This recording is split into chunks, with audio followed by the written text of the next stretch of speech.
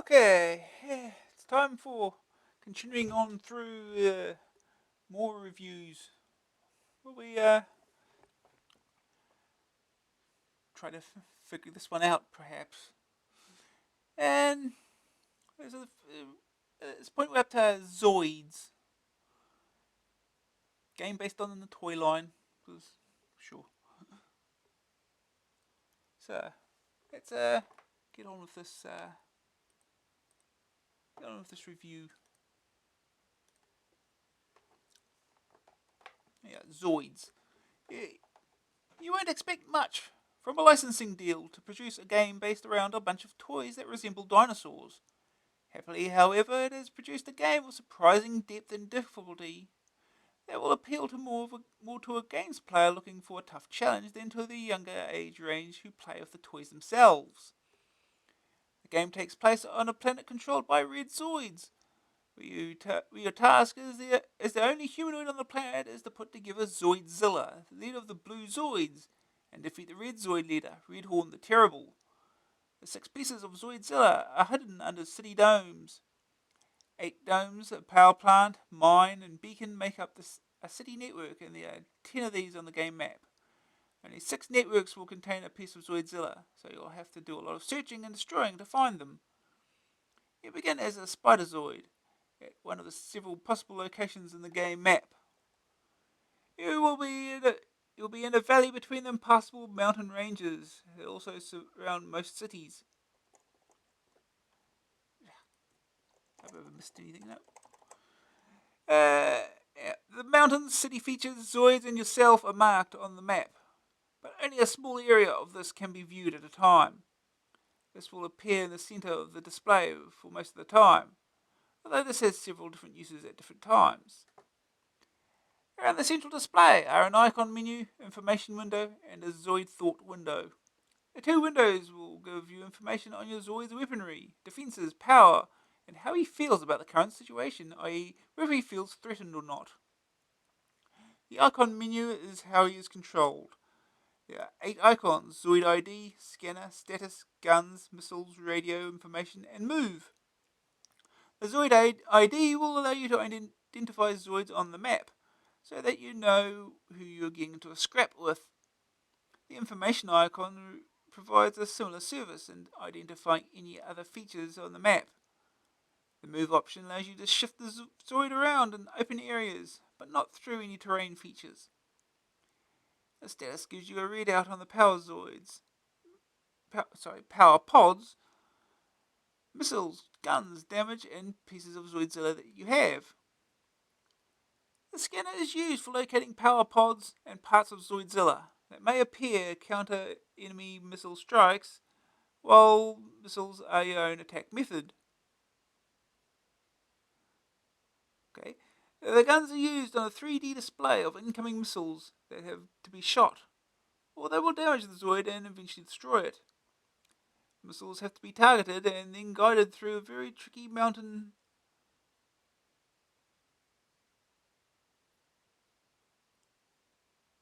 Okay, I see where this is going. Okay, the scanner is used for locating power pods and puzzles that may appear when a city dome is destroyed. The guns, missiles, and radio base are what you'll see in most of the hectic battle. Guns are used to counter enemy missile strikes, while missiles are your own attack method. Okay, yeah, okay. So it goes from here, down over here, then all the way back up here.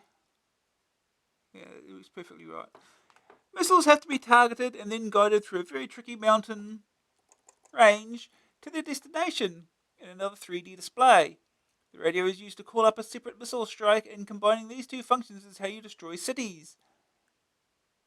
The power plant in each network provides the deflector shield for each city dome, so if you're ready for a missile strike on it, it temporarily diverts power to itself, giving about 30 seconds in which to hit a city with your own missiles.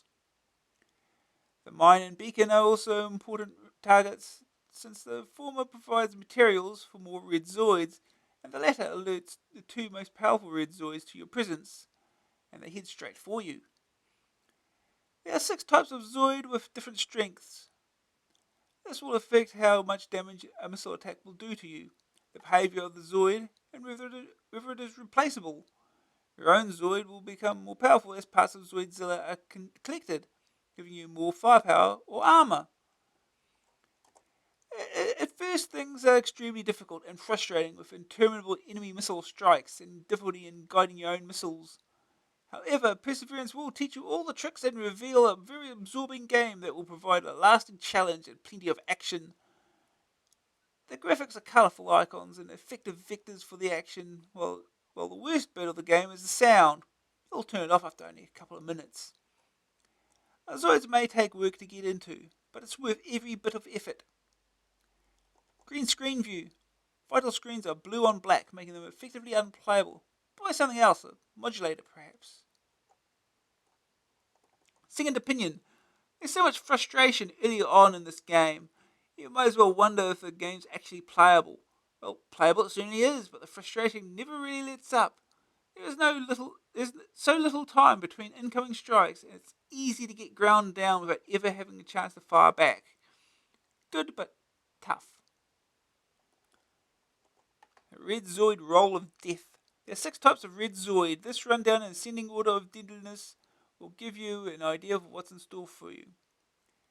Hellrunner. Fast-moving Zoids that patrol city zones. When city is attacked, they quickly fetch spinebacks into action, easily replaced by city domes. Sliver Zoid. Carry raw material and power pods between mines, power plants, and city domes.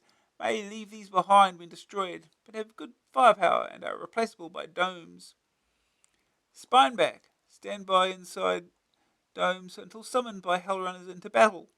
Powerful, dangerous, and replaceable. Serpent Zoid. Patrols around the city network looking for intruders whom he deals with using hefty firepower. Cannot be replaced if destroyed. Mammoth the Destroyer. Summoned by distress calls from city beacons. Very powerful. Don't mess with Mammoth. Redhorn the Terrible. Aptly named because he's the meanest of the bunch. Responds to beacon calls and has devastating firepower. Only Zoidzilla will stand a chance against him. Good news! Nice icon control and screen windows. A very tough game to beat. Requires both strategic and arcade skills. Good graphics for all sections. Certainly not just for kids. Bad news. Enemy missile strikes and missile crashes into mountains can be annoyingly repetitive. It takes a long while to really get going in the game. Graphics 86%, Sonics 27, grab factor 84, staying power 93, overall rating 88%. Pretty good then. We hope. If we can get into the game, get past the so-called frustration part. Okay, let's get this started.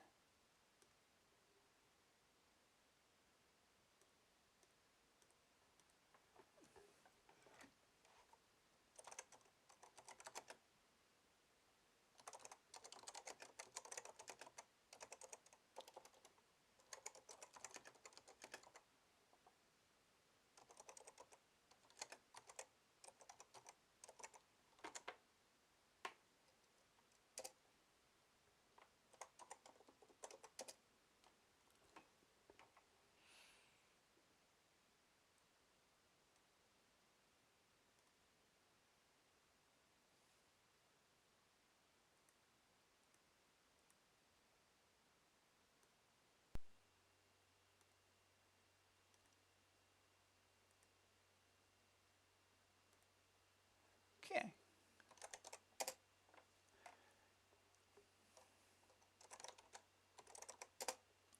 Off we go.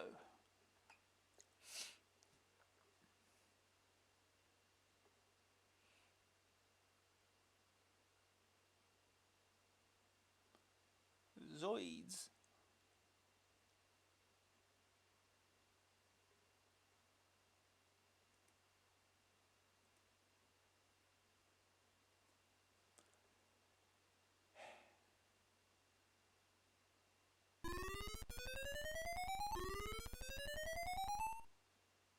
Greetings, Earthman! Your mission is simple in concept and yet in practice may be difficult. May be difficult? You must seek out the components of the mighty Zoidzilla, and having done so, you must destroy Redhorn the Terrible. Keyboard, joystick, load saved game. I'm ready to continue, press fire. Joystick. And press fire. That's not going to get annoying quickly.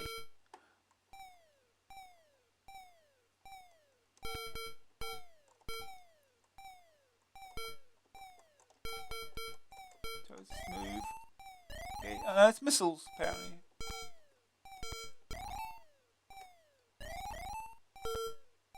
So is this move? Drive option.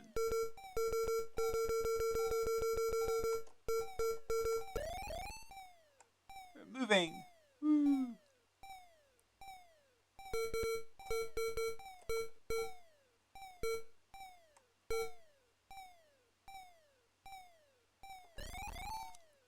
Scanner mode.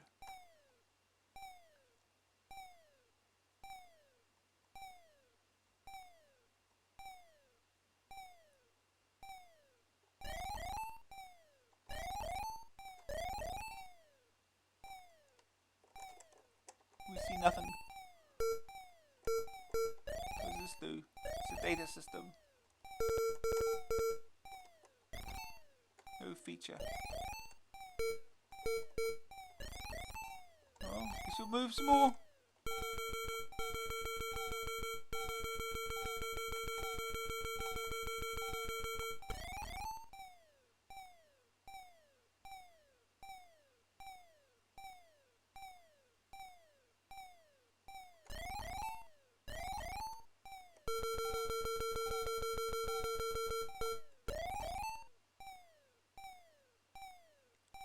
We're running out of battery power here. Warning, warning, so here we go. Oh jeez. This is... Oh jeez, oh jeez. This is... Tech failed. Shields and tech 79 magazine. Going strike, oh no, again.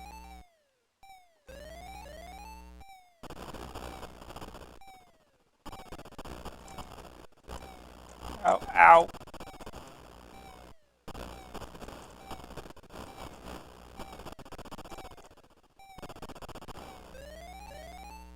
Tech failed. Shields and tech 59. Hey, go, wait, another one.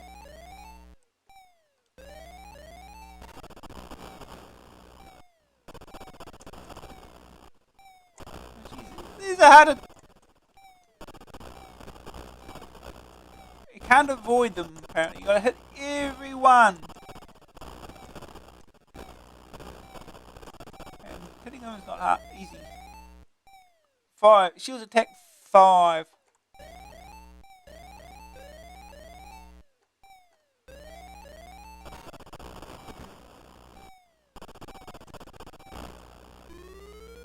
And dead.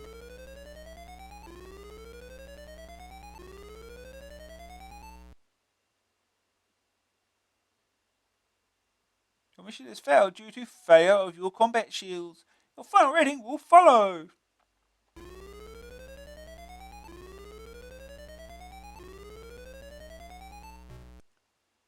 $3,250. Today's highest rating, 10,000.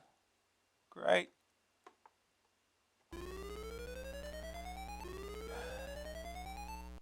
This game seems hard. Let's try again.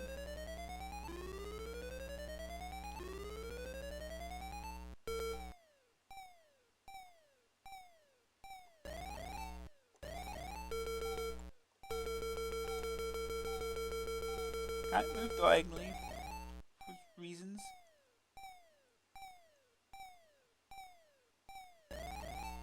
Incoming strike.